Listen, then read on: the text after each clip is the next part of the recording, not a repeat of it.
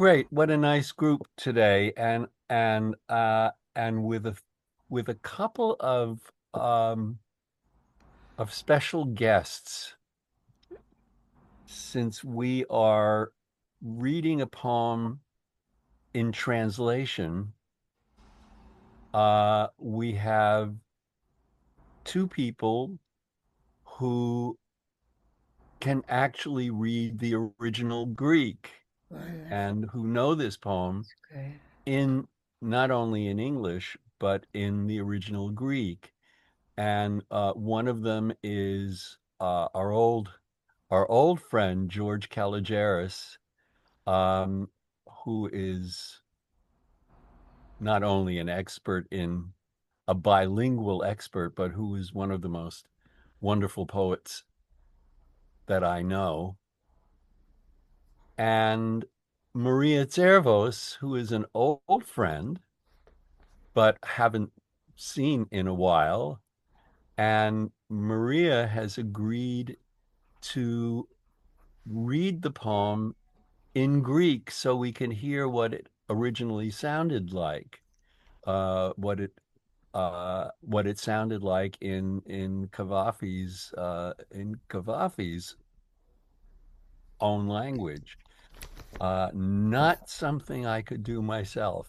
Chris, come down. Um, and so one of the things, It's a, because the poem I sent you was the easiest one to send you since it's online, and it felt like a good enough translation. But I think one of the things we'll be talking about is is translation itself and how uh, what the options of the translator are, um, bringing the poem into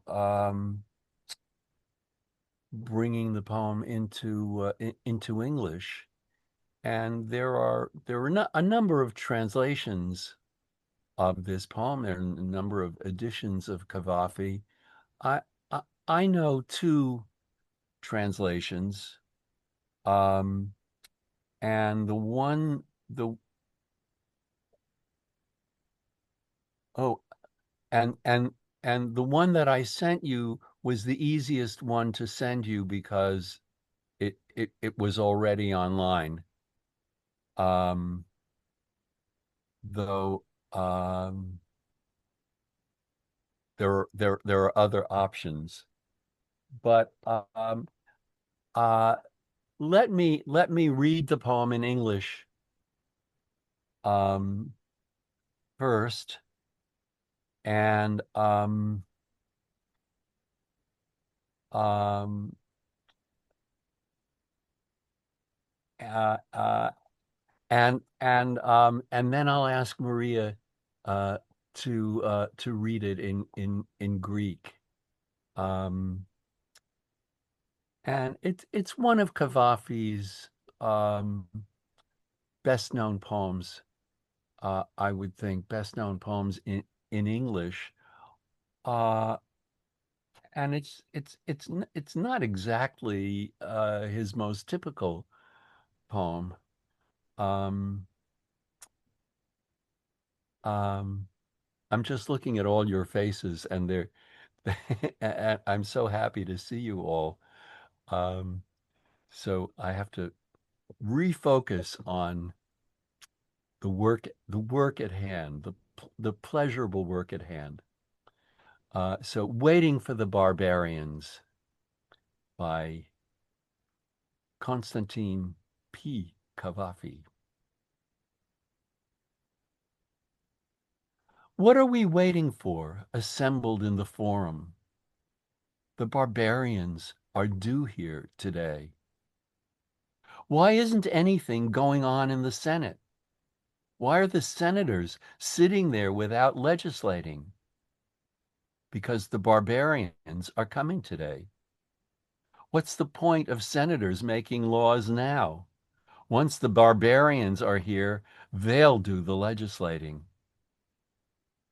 Why did our emperor get up so early? And why is he sitting enthroned at the city's main gate, in state, wearing the crown? Because the barbarians are coming today, and the emperor is waiting to receive their leader. He's even got a scroll to give him, loaded with titles, with imposing names.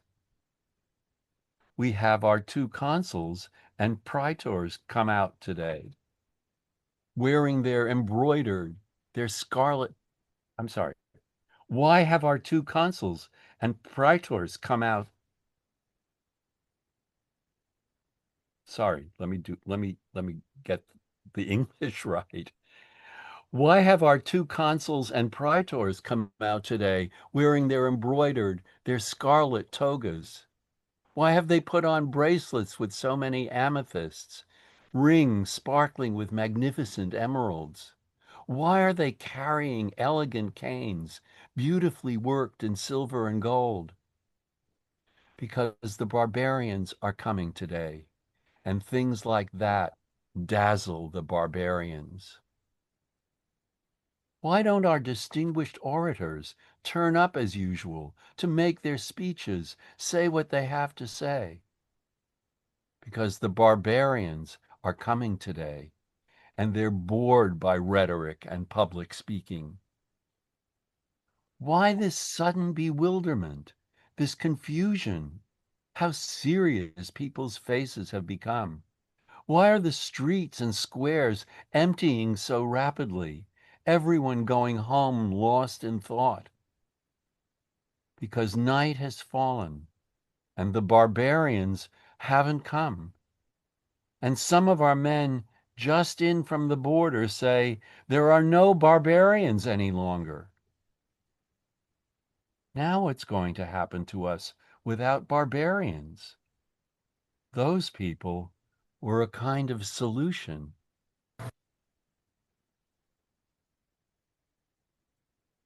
I before I turn this over to Maria, um, I just want to read the last stanza of a different translation, um, one by someone that some of us in Boston and Cambridge might still remember, Stratis Javiaris, who was the head of the poetry room at Harvard for many, many years, and it was a um, novelist and poet himself, an editor, and and a translator. And I just wanted to read the last stanza. Um, what in the world will we do without barbarians? These people would have been a solution of sorts.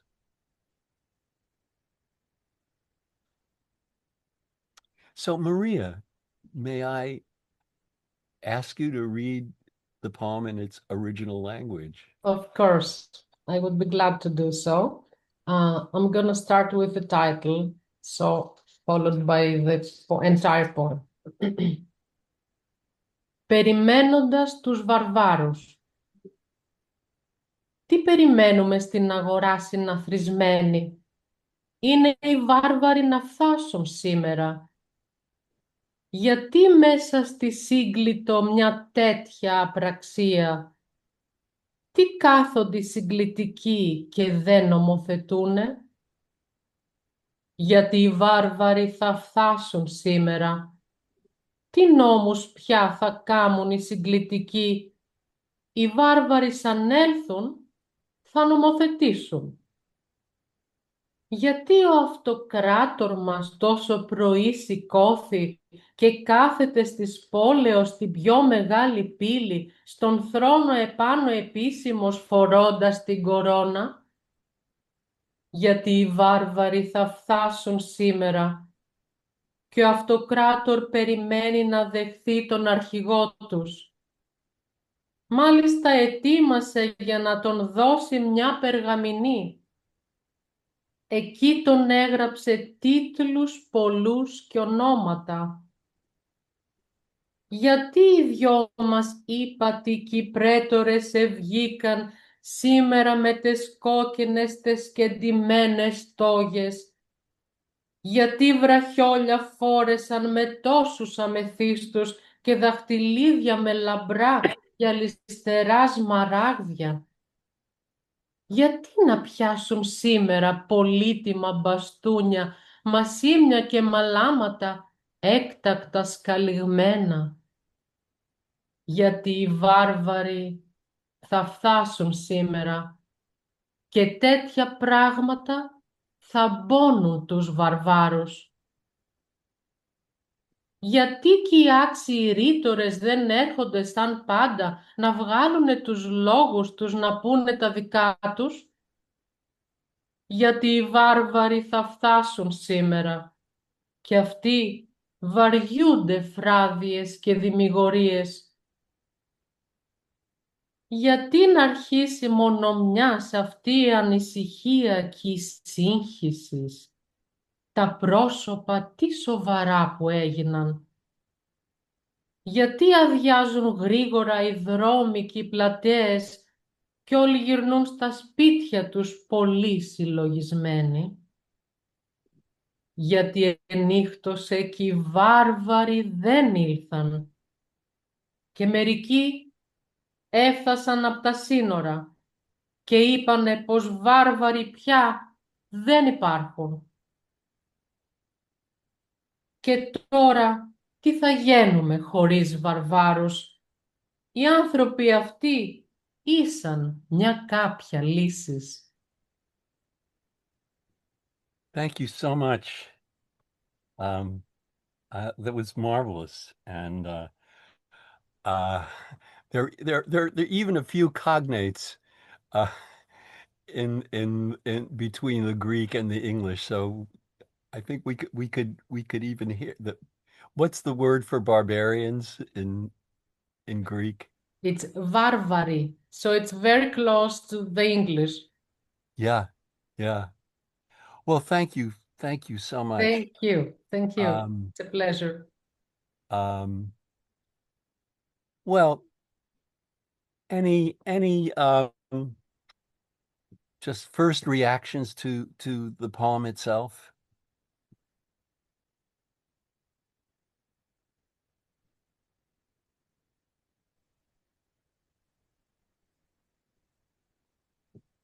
Yeah, Ginny. Hi. Okay. Well, I come to the poem not knowing his work at all, so I'll give a basic baseline response, which is I liked his playful inversion of barbarians at the gate, partly playful, and then it becomes serious at the end. Yeah, I enjoyed that very much. Good. Good. This is a good introduction. He's really just a really marvelous poet, and we I think we know him best for his more personal poems, and which are very touching. The irony is still there, but they're they're not satirical, or I don't know. Is this satirical? Is this a satirical poem? Lloyd, we have Jennifer and Catherine who Good. raised their hands. Oh, thank you. Yeah, I can't always see. Jennifer, go ahead. I just like the way this poem is able to make the act of waiting shift. You know, it seems so simple, the repetition, and it seems like a simple poem. And the way things build up over the course of the changing repetitions, you know, almost like a ballad with a chorus of the barbarians are coming today. And then the shift before the last three stanzas, where the nature of the waiting changes. And just that's one of the things that seems kind of masterful and simple in the poem, the way the irony works and the way the mood or the tone shifts at the end. Thank you. Thank you. Catherine? Your hand is up.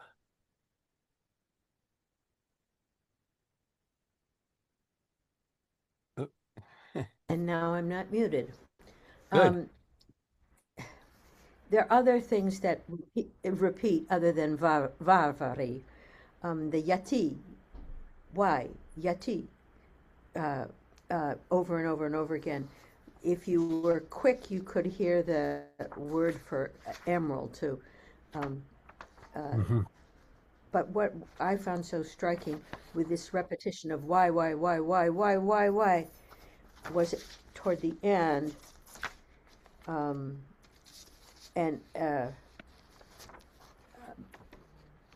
Yati, night has fallen, because why and because turn out to be a lot the same. But the then, Barbary, then is the negative, and that's repeated. You hear the negative. Now what? Without barbarians, but when it says the barbarians haven't come, it's then in the verb for come, but the den with a sort of th sound is repeated, and that's the negative. And what happens at the end is nothing. Why? Neither when are the barbarians coming, or now they're not coming. But the last sentence really says, now what? In a sort of fancy way.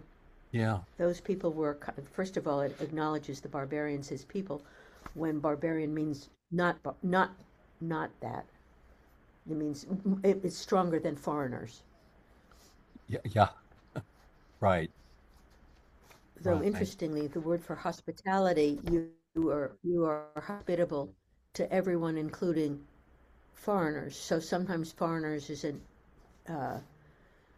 it just means foreigners, and sometimes it means bad guys from afar. Right. But the Thank you. then Yeah. and then nothing is striking. George, I confess I know a little Greek. I knew that. If I can just add a few things about translating this poem, but first starting with Jennifer's point about the shifting of the tone. And certainly Lloyd would know this better than anyone because of the way Bishop uses parentheses. When Cavafy uses a parenthesis, it's to heighten. And that line with how serious people's faces have become, the tone shift. And Maria got this so beautifully when she read it, because it's a little bit of an internal rhyme. Cavafy doesn't have to change the wording to get the rhyme, but prosopa for face and sovara for the seriousness. There's a chime there, so something has happened. And if I could just say a couple of things about the language in general, if this doesn't Sure. take us away. This form is not unique to Cavafy. As a matter of fact, it's a folk song form, which my parents knew, who, were not educated in literature at all. But and Cavafy very faithfully uses the 15 syllables to establish the question. But in some ways, he's like Emily Dickinson, in my mind at least, when she used the Protestant hymns, and she turned that rhythm around to make a kind of metaphysical poem. And Cavafy uses that folk song rhythms to create lots of repetitions to create this history poem. But there's another problem, and it's something that I don't think it can be solved in English. has a lot of writing on this. Maria would know this much better than I do, but there's really two types. When Cavafy was writing, there were two types of Greek, which was the Demotic, the spoken Greek, and something called Katharevousa. Katharevousa was a created language, an artificial language, bureaucratic, very stiff, and Cavafy would insert these bureaucratic words or these archaic Greek. For instance, I know Maria would have noticed this with the word for plaza. He doesn't write platias. He uses the ancient word platis. All of a sudden, you're in an ancient plaza, and you've been speaking modern Greek up until that point. And this is that going in and out of spoken speech to an artificial language. Years ago, Daniel Mendelsohn translated Cavafy, all of Cavafy, and I wrote a review of his work because what he tried to do, and it was a really noble effort, he tried to use Latinate words where the Katharevousa came up. So there was a poem about a king throwing away his robes and becoming a beggar. Instead of the word beggar, what Daniel Mendelsohn used was mendicant. And the problem was there was nothing else in the poem with the diction of mendicant. And the second problem is he was thinking that the Anglo-Saxon language was closer to Demotic speech and Latinate words were closer to Katharevousa.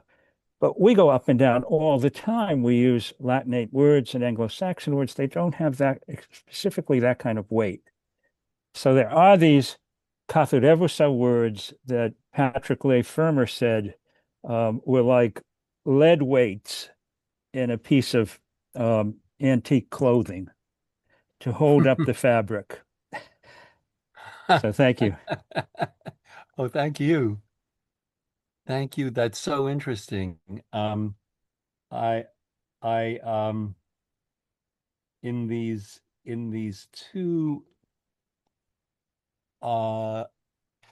two different translations, well,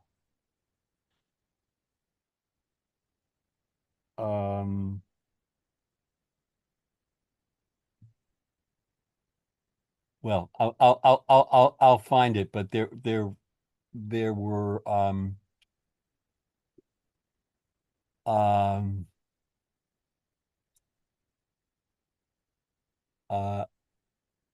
well, I'll find it, but there are that issue comes up in the translation that you have, and as opposed to the Javieris translation, who twists it a little more. Well, what do you think this poem is about? Yodi. First of all, I love the poem. I love it because of its surface simplicity. It's the simple language, the dialogue that's expressed, and the repetition, which makes it like a ceremony of some kind. But it seems to me that the poem, what it means, is in so many different directions and dimensions that it's of extraordinary richness. It's a political comment. It's a comment about civilization itself, a comment about the passivity of the masses, about the pretense of the politicians and their inaction, their ineffectiveness, and the power of fear, which in this case is imagined, instilled, and ultimately paralyzing to the entire society, including the so-called high-level politicians who presumably have power and the masses who do not. And ultimately, it seems to me the conclusion says the only conclusion that's possible for this kind of situation is death.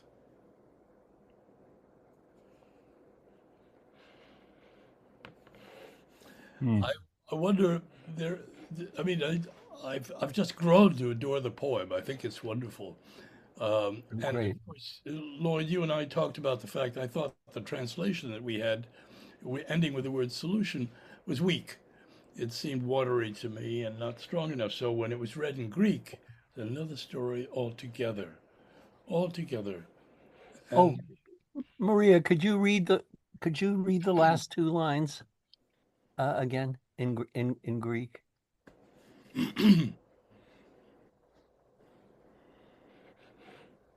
Και τώρα τι θα γίνουμε χωρίς βαρβάρους?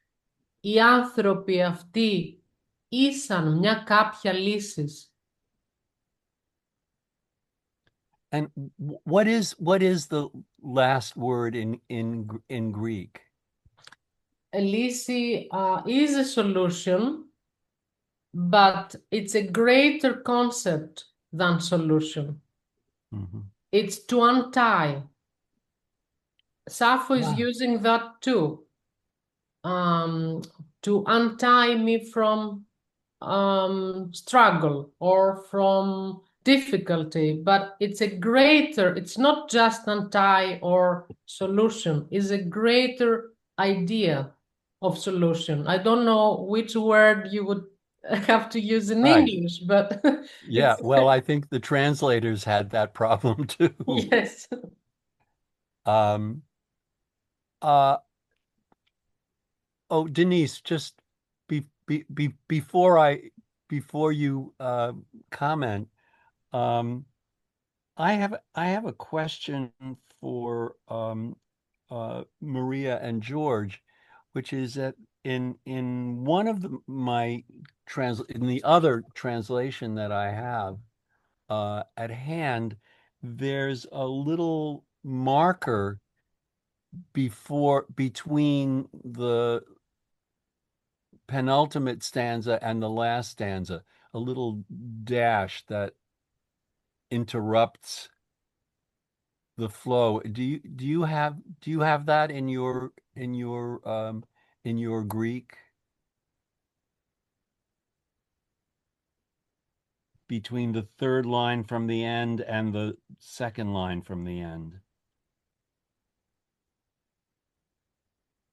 So Yeah.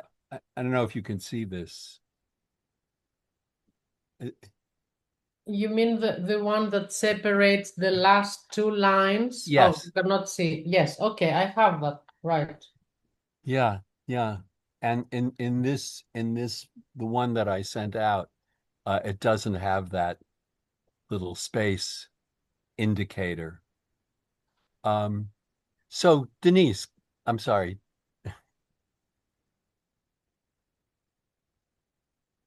Yes, good morning. Good morning.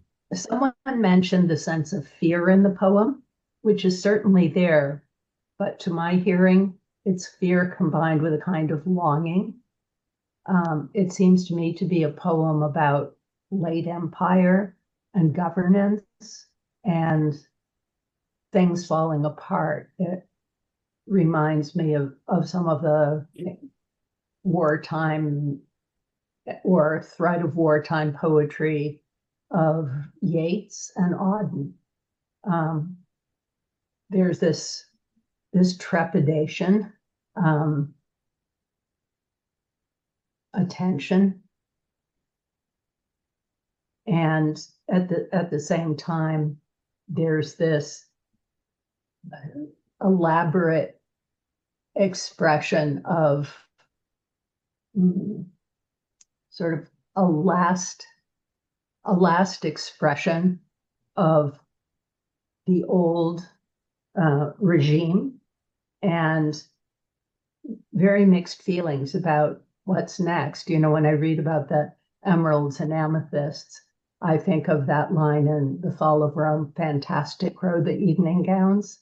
And, you know, there are other expressions in that of luxury, which reaches a stasis and decadence. Anyway, that's what I was struck. Thank you. Thank you. Jay. Yes, thanks, Lloyd. So I have a couple of questions actually for our, Greek scholars. Okay. The first is, and this goes back to Denise's point. The translation I've grown up with, which is the Ray Dalvin, has a Oh, different title, and the title is "Expecting the Barbarians," which, to Denise's point, I think has a little more of a sense of invitation and a little less of kind of unadulterated fear. So interested in hearing your comments on that. And the other is the Ray Dalvin does not indent the alternative stanzas the way the Keeley and Sherrard does that, Lloyd, you had shared on which is, I think, from the Poetry Foundation website. yeah. And again, I'm curious about those indentations in the Greek. Maria, George, Maria, do you want to Catherine? comment on Perimenum? Yes, of course. I think it could go either way, waiting or expecting. Well, perimeno doesn't have, it depends on other words around it to give a negative or positive feeling. So I don't know. I mean, it depends on the translator, I guess, what what they're gonna choose, and if they're gonna have to give something to the title already attributed to the entirety of the poem. But waiting for the barbarians sounds right. Expecting the barbarians sounds right too. So Yeah. It feels to me a little bit closer to the Demotic speech, waiting, perimenome, the way we use it in conversation in Greek. So I think maybe that's the title. As far as the indentations, no, that's a fascinating question, and I can look that up in my Greek text of Cavafy and see what it's like. Maybe that was altered in the translations. I don't know, but that would make a great difference. And he was so careful about the way poems were set up on the page, and did some radical things. So I'll see if I can find that. Yeah, both of my translations have the indentations for the stanzas. So I can't answer Jay's question with any authority. Sarah, you have your hand up.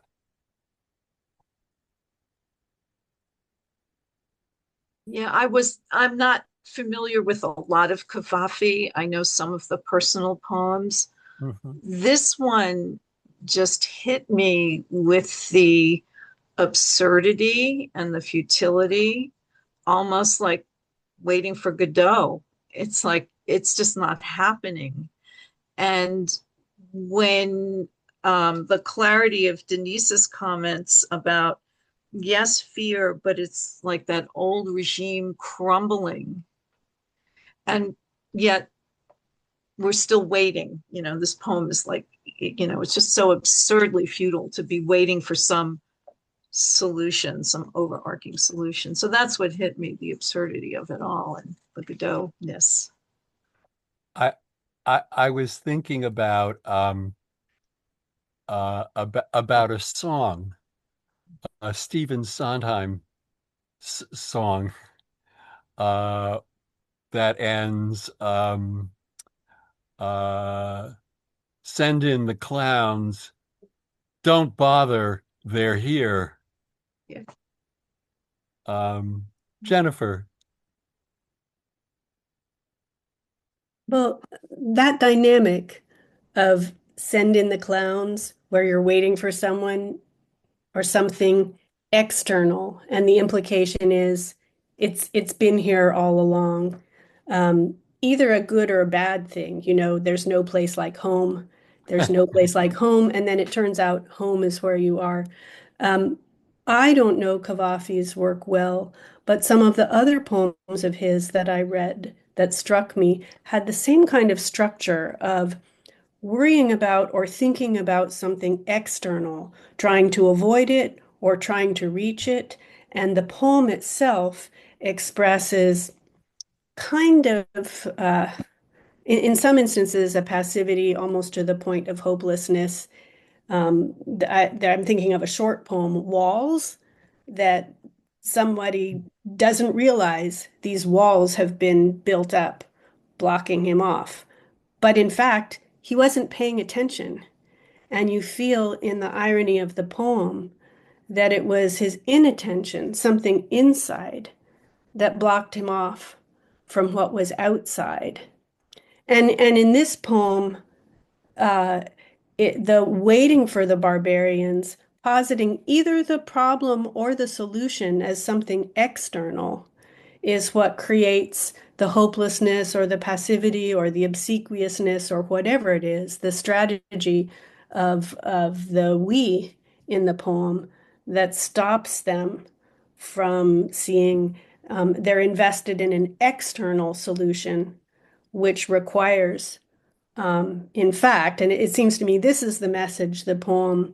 To me, it feels like a poem with a message, and the implication at the end is, why are you looking outside? Look inside, look inside to understand and tackle the problem.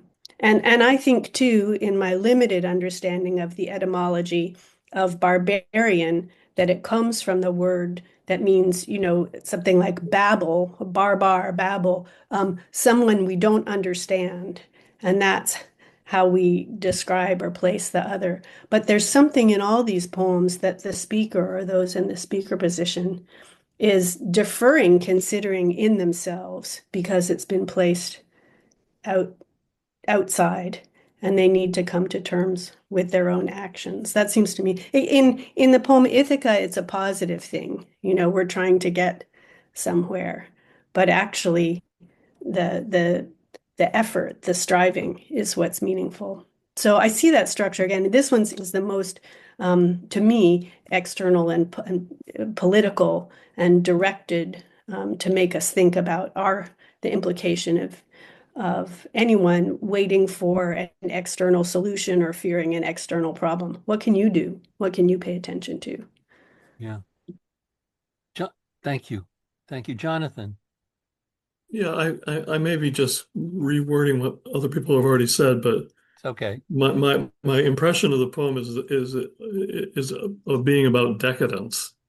This is a structure or a society where people are walking away from their responsibilities because they're hoping, and blaming it on some fictional opponent. But had they, whatever this populace is, had they picked up and legislated and done the things that they had been called upon to do, they wouldn't need the barbarians. But it's a very negative thing, I think, that it's saying about the people in this city. Yeah, well, I think that's sort of what struck me about its timeliness. The poem was originally written, I think maybe it says so on your page, but originally written in 1898, which is, and the poem seems so modern. Yeah. To have been written even before the First World War. Ginny. Yeah, I have to. Okay, yes. I mean, Yehudi brought up what's the poem saying at the end, and also Jennifer a little bit. My reading of that touches upon a little bit both of what they're saying. And to quote another song from an indie rock group, Talking Heads, heaven is the place where nothing ever happens. And I feel that the barbarians are necessary because you need attention. We all need attention in life to act and to do. And one of the most central ones is death. Without that sense we're going to die someday, why should we do anything? Right? And the barbarians are a kind of menace. And without them, everyone's just like, oh, well, guess we'll all go home. I don't know if this is really connected with Jennifer and Yehudi, but I thought of they're relieving the tension to make the society act is gone without them. That's how I saw it. Yeah. And that they're necessary Yeah, for that that without, reason. we sort of, and it could be something with what Jennifer was saying, that the internal and the external, the way they work together to get people to act, to create, and maybe act in bad ways also. Right. But I think for me, there's something there. Yeah. Ellen, you're muted. Sharon has been waiting, and I would like her to go first. Okay. Sharon. Yeah, I just wanted to go back to what Jennifer said, because I think it's not just the individual, it's the whole society too. They're obviously connected, but that it seems to me that we have to create in the poem, the barbarians are completely invented. They're what if you don't have an enemy, and it seems very modern, but it also seems like it goes all the way back with humans, that you have to have an enemy to your what you do is defined by creating this enemy, and then so everything's on them. It's not, and so exactly what Jennifer said, you're not asking yourselves, right now we just create enemies, and instead of talking about what our country should be doing differently, we shouldn't be doing anything differently. We're number one, so it must be somebody else's fault. And the poem just really, it seems to speak to such a broad range of time. It really to me speaks about human behavior, not kind of at any time that this is so built into human societies, and over and over again, and not helpful in any way, really destructive. Ellen? Yes. Thank you. So how does one develop a lens for coming to a poet and a poem that one doesn't know? Asking myself this question because it's true of me. And my lens at the moment is actually my double lenses are the current administration, of course, but perhaps more surprisingly, a novel that I am going to be reading with my book group tomorrow. I lead a group on Monday nights, and we're reading Joseph Roth's The Radetzky March, which is about, it was written in 1930, but it was about the demise of the Austro-Hungarian Empire. And you mentioned World War I, Lloyd. I'm reading the poem now, and again, this is highly speculative because I don't know Gaddafi's politics or what he was thinking in 1898, but I know that there was a sense beginning at the end of the 19th century that the great empires were waning, about to break up in some way. That certainly the constant drumbeat of the Radetzky March, that the military is sitting around waiting for something to happen. They know it's going to happen, but they feel it's hopeless because the Austro-Hungarian Empire is about to fall apart. And it becomes obvious only drip by drip by drip in the course of the novel that the principal characters come to understand that the reason for the breakup is internal to the political machines that are in power. That there is something rotten in the state of Denmark, and it occurs to me that that is what the what is the line for Mephistopheles is asked by Faust, "What is hell?" And he says, "This is hell, nor am I out of it." And it occurs to me that that's what this poem is about. Mm-hmm. Thank you. Catherine. Two things echoing what other people have said.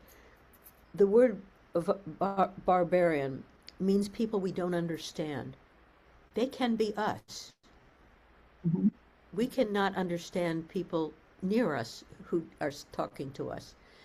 And Greek hospitality depended, when you were hospitable to someone, we would say you're hospitable to friend and stranger. They said it differently. They said essentially we're hospitable to those around us and those whom we don't understand. And when Maria said that final word was a word closer to untying or unknotting, it seemed to me it was like the center does not hold, except there's no negative word in that last sentence. It's not something isn't, it's we're it. Mm-hmm. We've met the enemy and we are it. It's more that, but it's the center. It's unknotting. It's fraying. And the only people around are us. Are we? Bad grammar. Yeah. Thank you.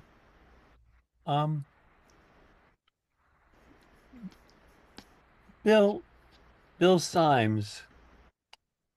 I have to ask you if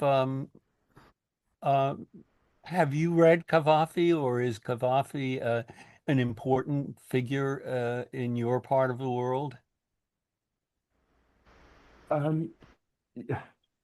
Well, I haven't is the honest answer, but I think people better read than I would have. I mean, I think probably Cavafy, Seferis, and Elitis, and maybe Sikelianos are the four who sort of crop up in bookshops, as it were. And he's been sort of knocking around at the back of my mind as someone I ought to familiarize myself with, but I've put it off up until this moment, in fact. Yeah, but I think others better read than I would be familiar with him. Auden knew him, didn't he? And of course Forster. So I think there were sort of conduits into the English-speaking world. I think I did get so far as to buy a copy of him, and Auden I think it's the Ray Dolvin one which was mentioned. I think Auden introduces that. But yeah. Yeah, But what was it prompt? I mean, can you say a little bit more about timeliness? Is it because you, I mean, when the poem arrived, I wondered what had prompted you to choose it. It's because it occurred to you as a poem for today, despite its dating from the late 19th century. Yeah, it did. It did, and I mean, it's a famous poem of his. and Sure. I hadn't read it in several decades, I would say. And then it just it struck me uh well, it struck me as a just a terrifically good poem. And then And right. yeah, no, go ahead. And the Barbarians, in terms of its um, having relevance to today or a particular resonance for us, the Barbarians in the poem strike you as akin to, I don't know, the way in which immigrants or foreigners are referred to in political discourse. Was that what you had in mind? Oh, well, you put it more eloquently than I did in my mind. But it could be. It certainly could be. And but um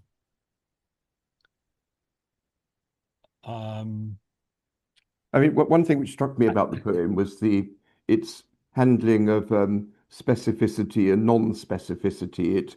It sort of invokes a form which is, I don't know, redolent of folk literature, and it tries to, I think, engage with an archetypal state of affairs. It needs to sort of um, construct it with sufficient concrete detail, but the detail is chosen in such a way as not to compromise its universal aspirations and pretensions, so that we get, I don't know, emeralds and amethysts and canes and things, which could really come from any period and stand for, I suppose, just finery. And so that at that point in the poem, we have a point which could refer to lots of different societies, um, rulers justifying their expenditure on their own finery by invoking the others, the barbarians, as ones who need to be impressed and kept in their place by the sight of all this grandeur. But I quite like the way it sort of feels quite pertinent to particular situations, but manages to preserve a kind of generality. But uh, I, obviously, what one's first thought is to think of it as referring to, the Anglo-Saxon hordes at the end and about to bear down on the Roman Empire and bring about its disintegration. But of course, it ends up being much more general than that, and refuses to, as it were, settle into one particular historical frame of reference. But I should be quiet because I didn't really have many good ideas about it, so I'd better let others who do speak. Oh, you're too modest. Um, I, one answer to your question is probably has to do with writing a poem or a poem that exists that seems to be a dialogue, and that I have a penchant for writing poems that are dialogues or um, uh, so I had a kind of feeling for this, but when I first read it, and and I just throw this out to everyone, but especially our our experts, George and Maria and Catherine. And oh, Jay, you have your hand up, but I will get back to you in just a moment. I haven't forgotten. But when I first read it, I, excuse me, I read it as an internal dialogue. Um, what are we waiting for? Assembled in the forum, The barbarians are due today. Why isn't anything going on in the Senate? Why are the senators sitting there without legislating?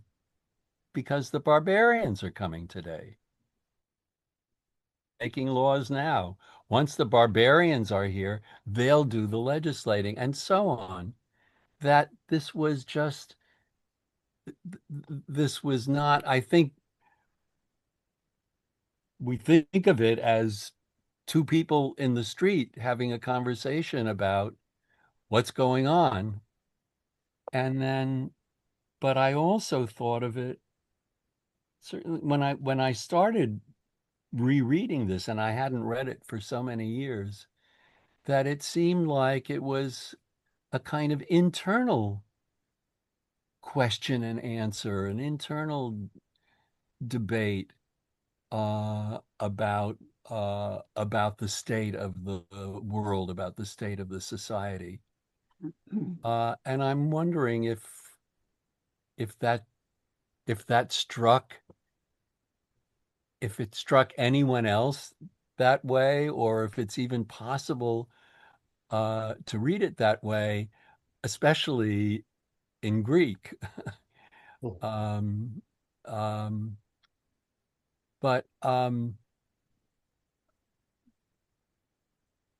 Jay had his hand up, and then Jennifer, and we could come back to that to my question after they speak.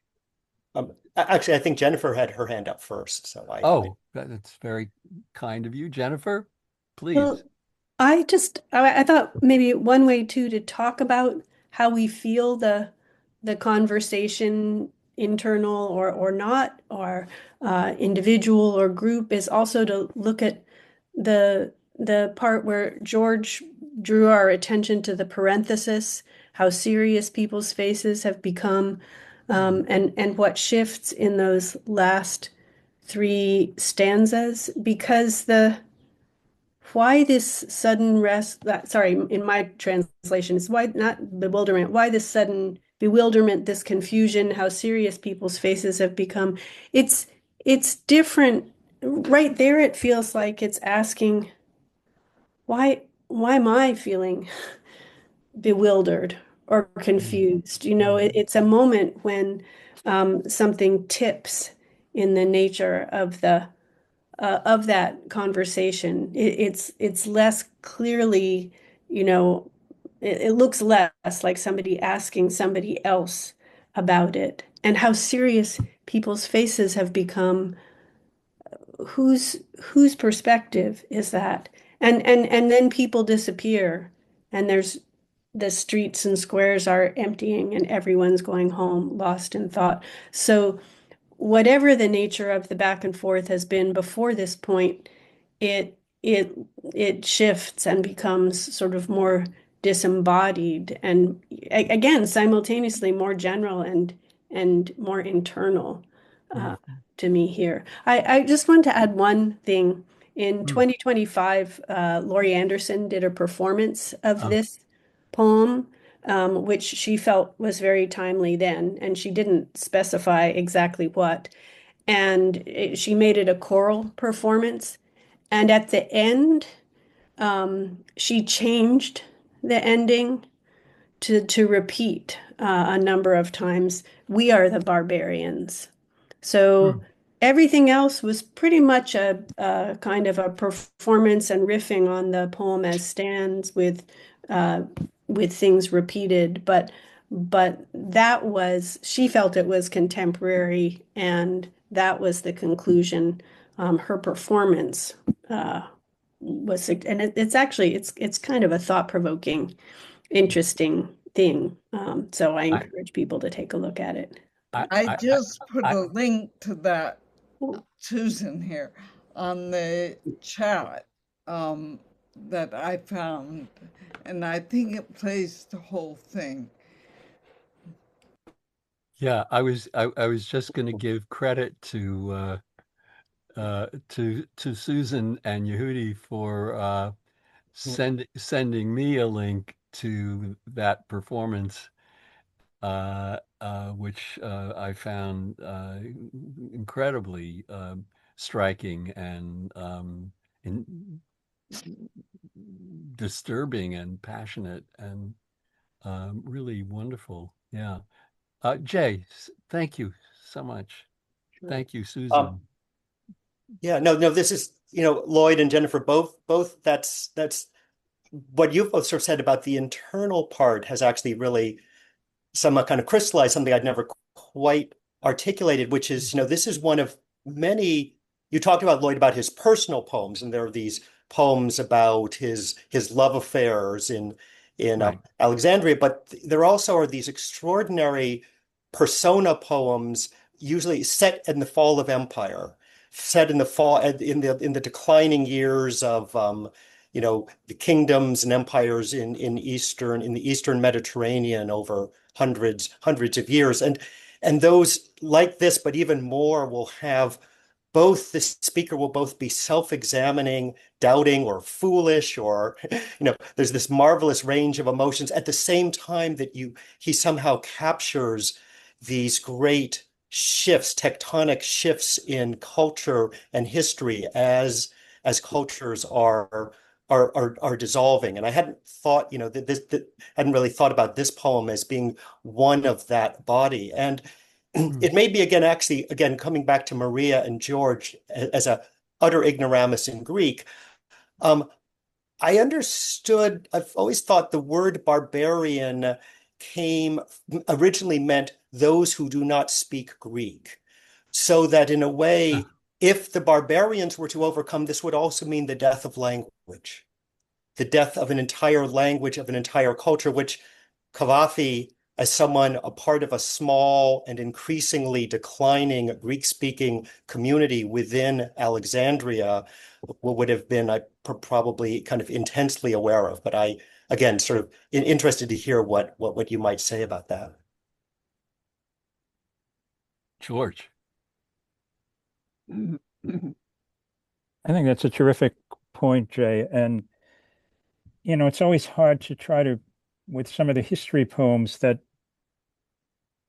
he's both distilling and bringing together lots of areas of his own concern. And you're right, he has these persona poems, people caught between the pagan and the Christian world.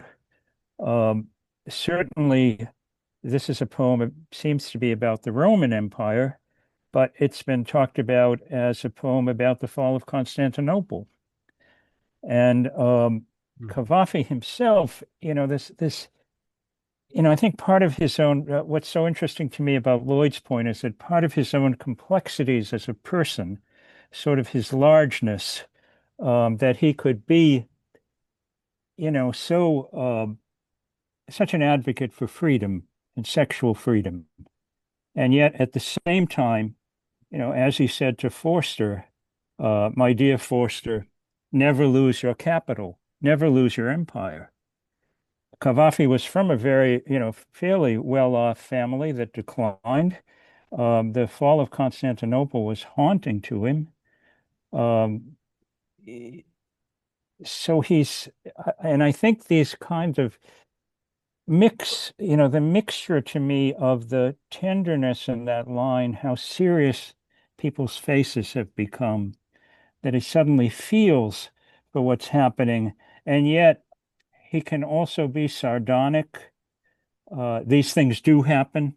I mean, I think of him being more sardonic at times. People often talk about his irony, but there's a kind of historical realism that he sees in kind of repetitions of history, but at the same time, a great, faith in the individual.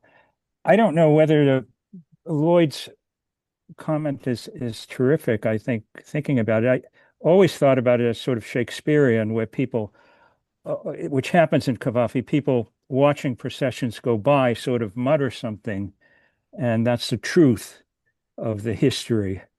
And whether or not this is going on in somebody's mind as it's happening, maybe a poet at the time. I don't know, but what a wonderful discussion. Thank you. Thank you. Well, I think it was extraordinary to hear George's answer to this topic, but I might add something very simple. It's an etymology, because to the Greeks, non-Greek languages sounded like a very weird babble. So I might actually reproduce this sound of var, var, var, var, var, var, var, var, var, var, var, var, var, var. This is how it sounded to them. Varvaros, barbarian, var, var, var, var, var. If you hear this, like a continuity of weird and heavy sounds, to me, that suggests that we're talking here about the non-articulation of thought. So in my view, if I really analyze it through the etymology of the language, I think it has to do more about the articulation of thought rather than any other foreigner or non-foreigner, but how the non-articulate would come to make laws for you, the one who is civilized. And that's a very interesting oxymoron there, which I truly appreciate. The idea of the other, and who is this other? Maybe ourselves, as it's already been said by many scholars and poets here, but I think it's the idea of the articulation also, which is very striking and interesting in my view. Does that derivation remain today, or is it really? No, I think it is for the ancient Greeks. Right. Like the ancient, because back then they didn't have the internet, they didn't have English to communicate. So they had Greek and then other languages that they didn't understand. And the people that, I mean, because they were traveling, of course, and so I think it's very important to understand it in a more simple way, that this sounded to them like var, var, var, var, var, var, var, this confusion, like there's no articulation to this speech. It's just voice and maybe shouting. I don't know. Would the Trojans be considered barbarians? I don't know. I mean, it's a much deeper philosophical question, and of course they're considered as the other. But I also know that they felt that they're brothers. So I don't know. I mean, it's it's a very difficult topic if we have to go so back in time. Right. But for the etymology of the word, this is where it comes from the sound var var. Yes. So interesting. Yeah. Thank you. Okay. Denise. Thank you. Yeah. Thank you. Denise. There you are. Thank you. Yes. As I just realized that one thing I had noticed about the poem is there's a sort of social hierarchy built into the form, and that the single line at the beginning is, what are we waiting for, assembled in the forum. So the narrator belongs to the we, but the we is ambiguous and only gets one line. And then we've got the senators who make the laws. We've got the emperor, who is, I don't know, kind of like British royalty, kind of like decorative or symbolic. Then we have councils and I don't know how to pronounce it, praetors. And then we go down to the orators. And then how serious people's faces have become. That could include everyone, and the streets and the squares emptying. So it seems to start out with the highest level of decision makers in the society, and then becoming a generalization of the population that includes the most ordinary people. And I'm not sure what that would mean, but I found it striking. Hmm. Thank you. Lisa. Hi. Hi. I like so much of what so many people have said about this poem. Um, but one thing I don't think people have said quite yet is, in a way, it might be about how much people like chaos and depend on chaos. Life is boring in a way. And so everybody's standing and waiting in their emeralds and their jewels for something exciting to happen. So that was my thought. Yeah. Yeah. Yeah. I'm just I'm just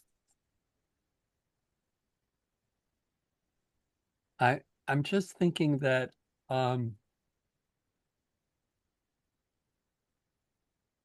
something that you've been saying reminds me of a Faulkner story that I can't quite put my finger on, and maybe it's just one I'm imagining about this idea of we're really waiting for something exciting to happen. And that excitement may mean our destruction, but at least it's interesting. And that, oh, but then it's not happening. So let's all go home.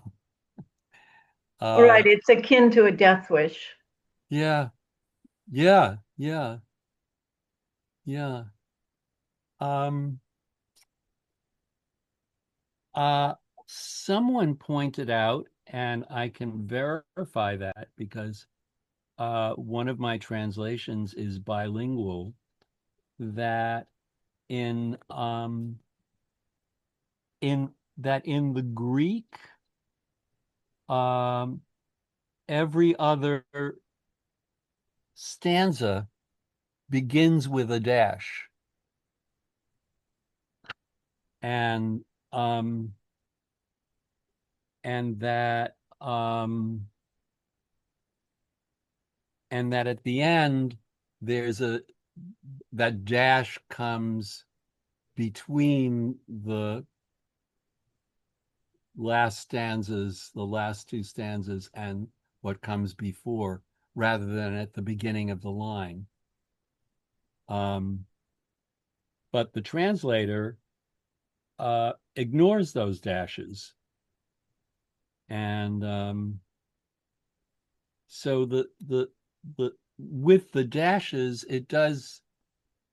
there is more the suggestion of two different speakers rather than the same speaker, but those two different speakers might be the same speaker, the internal and the external, or something of that. I'm not yet willing to give up the possibility of reading this poem as an internal dialogue.